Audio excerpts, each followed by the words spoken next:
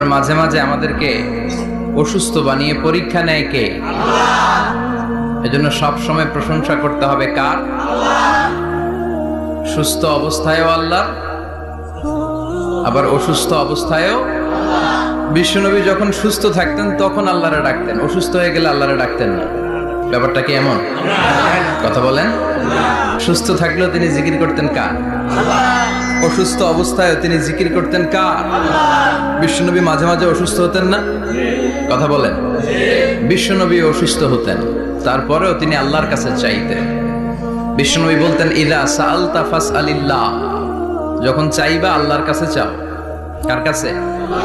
না খাজা বাবা, ল্যাংটা বাবা, বড় হুজুর, মেজ হুজুর, ছোট হুজুর? কার কাছে?